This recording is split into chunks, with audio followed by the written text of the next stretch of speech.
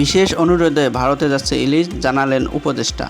টঙ্গীতে শ্রমিকদের বিক্ষোভ, মহাসড়কে তীব্র জঞ্জাট। প্রধান উপদেষ্টার সঙ্গে সেনাপ্রধানের সৌজন্য সাক্ষাৎ। রাঙামাটিতে ১৪৪ ধারা প্রত্যাহার। হাসিনা কাদের কামাল আনিসুলকে আসামি করে আরেকটি হত্যা মামলা। এতক্ষণ শিরোনামগুলি শুনছিলেন, এখন বিস্তারিত। দুর্গাপূজা উপলক্ষে ভারতের বিশেষ অনুরোধে বাণিজ্য মন্ত্রণালয় ইলিশ রপ্তানি অনুমতি দিয়েছে বলে জানিয়েছেন মৎস্য ও প্রাণী সম্পদ মন্ত্রণালয়ের উপদেষ্টা ফরিদা আক্তার। রবিবার সচিবালয়ে মৎস্য ও প্রাণী সম্পদ মন্ত্রণালয়ে এক সভায় সাংবাদিকদের প্রশ্নের জবাবে তিনি একথা জানান। উপদেষ্টা বলেন, বাণিজ্য মন্ত্রণালয় স্বাধীনভাবে এটা রপ্তানির অনুমোদন দিয়েছে। তারা একটা অনুরোধের পরিপ্রেক্ষিতে এই অনুমোদন দিয়েছেন। দুর্গাপূজা উপলক্ষে ভারতের বিশেষ অনুরোধ ছিল, সে অনুযায়ী তারা করেছেন। নজিরবিহীন বিক্ষোভ ও সহিংসতার মধ্যে গত মাসের শুরুতে শেখ হাসিনা সরকার পতনের পর অন্তর্বর্তী সরকার ক্ষমতা নেয়। এরপর ভারতের সঙ্গে সম্পর্কের কিছুটা টানাপোড়েন তৈরি হয়। এর মধ্যেই এবার পূজায় প্রতিবেশী দেশটিতে ইলিশ রপ্তানি বন্ধের ঘোষণা দিয়েছিলেন মৎস্য ও প্রাণী সম্পদ বিষয়ক উপদেষ্টা ফরিদা আক্তার। কিন্তু ১.৫ মাসের মাথায় সেই সিদ্ধান্ত থেকে সরে আসে ডক্টর মোহাম্মদ ইউনূসের অন্তর্বর্তী সরকার। আসন্ন দুর্গাপূজা উপলক্ষে ভারতের ইলিশ মাছ রপ্তানির অনুমোদন দিয়েছিলেন বাণিজ্য মন্ত্রণালয়।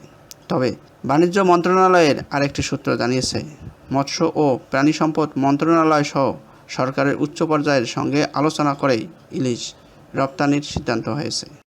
গাজীপুরের টঙ্গীতে বকেয়া বেতন দাবিসহ বিভিন্ন দাবিতে মহাসড়কে বিক্ষোভ করেছেন কয়েকটি কারখানার শ্রমিকরা। এতে ঢাকা ময়মনসিংহ মহাসড়কে চান্দনা চৌরাস্তা থেকে মাওনা পর্যন্ত তীব্র যানজটের সৃষ্টি হয়েছে। রবিবার সকাল ৮টা থেকে কারখানায় কর্মবিরতি দিয়ে বিক্ষোভ শুরু করেন তারা। জানা যায়, সকাল ৮টা থেকে গাজীপুর মহানগরীর টঙ্গী পশ্চিম থানার খাপাড়া রোডে অবস্থিত একটি কারখানায় ১৫০০ শ্রমিক জুলাই মাসের বাকি অর্ধেক বেতনের দাবিতে উৎপাদন কাজ বন্ধ করে কর্মবিরতিতে যায়।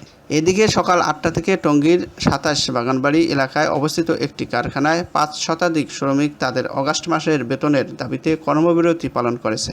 এখন মালিক পক্ষের সঙ্গে শ্রমিকদের আলোচনা চলছে। তাছাড়া টঙ্গীতে বেক্সিমকো ফার্মাসিউটিক্যালসের শ্রমিকরা কিছু দাবি নিয়ে কর্মবিরতি পালন করেছেন। তাছাড়া হাজিরা বোনাসের দাবিতে বাগেরবাজার এলাকায় আরেকটি পোশাক কারখানা ৩,০০০ শ্রমিক একসঙ্গে বিক্ষোভ মিছিল করে ঢাকা ময়মনসিংহ মহাসড়কে অবস্থান নিয়েছেন।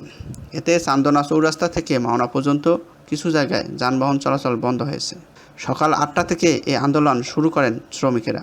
এতে তীব্র যানজট দেখা দিয়েছে। সকাল ৮টা ৪৫ মিনিটে গাজীপুর ইন্ডাস্ট্রিয়াল পুলিশের পরিদর্শক সুমন মিয়া জানান, সকাল থেকে শ্রমিকেরা মহাসড়কে আন্দোলন করেছেন। এতে চান্দনা চৌরাস্তা থেকে মাওনা পর্যন্ত তীব্র যানজট সৃষ্টি হয়।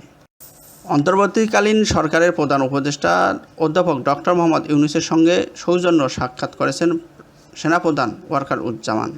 রবিবার সকালে প্রধান উপদেষ্টার কার্যালয়ে গিয়ে তিনি সৌজন্য সাক্ষাৎ করেছেন। প্রধান উপদেষ্টার প্রেস উইং থেকে এ তথ্য নিশ্চিত করা হয়েছে।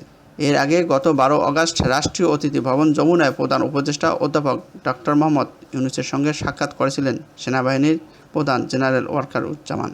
উল্লেখ্য, জাতিসংঘের সাধারণ পরিষদের অধিবেশনে যোগ দিতে সোমবার নিউ ইয়র্ক যাচ্ছেন ডক্টর ইউনূস। তিনি ২৭ সেপ্টেম্বর সাধারণ পরিষদের ৭৯তম অধিবেশনে ভাষণ দেবেন। ওই দিন রাতে দেশের উদ্দেশ্যে রওনা দেবেন ডক্টর ইউনূস। পাহাড়ি বাঙালি সংঘাতের জেরে রাঙামাটিতে জারি করা ১৪৪ ধারা ২ দিন পর প্রত্যাহার করে নেওয়া হয়েছে। রবিবার বেলা ১১টার দিকে সাংবাদিকদের এ তথ্য জানান রাঙামাটি জেলা প্রশাসক মোহাম্মদ মোশাররফ হোসেন খান। এর আগে পাহাড়ি বাঙালি সংঘর্ষের জেরে গত শুক্রবার বেলা ১টার দিকে পৌরসভায় এই বিধিনিষেধ জারি করেছিল জেলা প্রশাসন। জেলা প্রশাসক মোহাম্মদ মোশাররফ হোসেন খান বলেন, বেলা ১১টা থেকে ৪৪ ধারা তুলে নেওয়া হয়েছে। পরিস্থিতি আগের চেয়ে স্বাভাবিক। ১৪৪ ধারা তুলে নেওয়ার মাইকিং করা হবে। ধীরে ধীরে দোকানপাট খুলে যাবে। তবে ঘটনার প্রতিবাদে ডাকা ৭২ ঘন্টা অবরোধ চলায় জেলা শহরে এখনও যানবাহন চলাচল বন্ধ রয়েছে। অবরোধের আজ দ্বিতীয় দিন। শুক্রবার বিক্ষুব্ধ জুম্মা ছাত্র জনতার ব্যানারে এই অবরোধের ডাক দেওয়া হয়। ছাত্র জনতার গণ আন্দোলনের মুখে ভারত পালিয়ে যাওয়া সাবেক প্রধানমন্ত্রী শেখ হাসিনা, আওয়ামী লীগ সাধারণ সম্পাদক ওবায়দুল কাদের, সাবেক পররাষ্ট্রমন্ত্রী আসাদুজ্জামান কামাল ও সাবেক আইনমন্ত্রী আনিসুল হককে আসামি করে সাভারে আরও একটি হত্যা মামলা দায়ের করা হয়েছে। সাভারে আশুলিয়া থানায় দায়ের হওয়া এই মামলায় 452 জনকে আসামি করা হয়েছে। তৌহিদুর রহমান নামে এক পোশাক শ্রমিককে গুলি করে হত্যার ঘটনায় রবিবার সকালে মামলাটি করেন তার স্ত্রী নাসরিন আক্তার। আসামিদের বিরুদ্ধে পরস্পরের যোগসাজশে অস্ত্রশস্ত্রে সজ্জিত হয়ে দাঙ্গা হাঙ্গামা, মারপিট ও গুলিবর্ষণ করে হত্যা ও হত্যার হুকুম দেওয়ার অভিযোগ আনা হয়েছে। মামলার বিষয়টি নিশ্চিত করতে আশুলিয়া থানা ভারপ্রাপ্ত কর্মকর্তা ওসি আবু বক্কর সিদ্দিক। নিহত তৌহিদুর রহমান যশোরের কেশবপুর থানার ভালুকগড় গ্রামের আব্দুল জব্বার মোল্লার ছেলে। তিনি ঢাকা রপ্তানি প্রক্রিয়াকরণ অঞ্চলের CKDL নামের তৈরি পোশাক কারখানায় কাজ করতেন। মামলার অন্যান্য আসামিদের মধ্যে রয়েছেন আওয়ামী লীগের যুগ্ম সাধারণ সম্পাদক মাহবুব-উল আলম হানিফ, সাবেক স্বরাষ্ট্রমন্ত্রী আসাদুজ্জামান খান কামাল, সাবেক আইনমন্ত্রী আনিসুল হক, সাবেক পররাষ্ট্রমন্ত্রী হাসান মাহমুদ, সাবেক তথ্য প্রতিমন্ত্রী মোহাম্মদ এ আরাফাত, সাবেক সংসদ সদস্য ও আশুলিয়া থানা আওয়ামী লীগের সাধারণ সম্পাদক মোহাম্মদ সাইফুল ইসলাম, সাভার উপজেলার আওয়ামী লীগের সাধারণ সম্পাদক ও সাবেক উপজেলা চেয়ারম্যান মঞ্জুরুল আলম রাজীব, সাবেক ভাইস চেয়ারম্যান শাহাদাত হোসেন খান, আশুলিয়া থানা আওয়ামী লীগের সভাপতি ফারুক হাসান তুহিন, আশুলিয়া থানা যুবলীগের আহ্বায়ক কবির সরকার, আশুলিয়া ইউনিয়ন পরিষদের সাবেক চেয়ারম্যান শাহাবুদ্দিন মাতবর, ইয়ারপুর ইউনিয়ন পরিষদের সাবেক চেয়ারম্যান শামীম আহমেদ ভূঁইয়া সুমন, পাতালিয়া ইউনিয়ন পরিষদের সাবেক চেয়ারম্যান পারভেজ দেওয়ান, যুবলীগ নেতা আরিফ মাতবর ও সানাউল্লাহ। মামলার বাদী নাসরিন আক্তার জানান, স্বামীকে হারিয়ে 2 বছরের কন্যা শিশু আয়েশা আয়াতকে নিয়ে দুঃখের সাগরে পড়েছেন তিনি। আমার দুঃখের শেষ নেই। স্বামীর মৃত্যুর পর আমাকে শ্বশুরবাড়ি থেকে বের করে আমার মায়ের বাড়িতে পাঠিয়ে দেওয়া হয়েছে।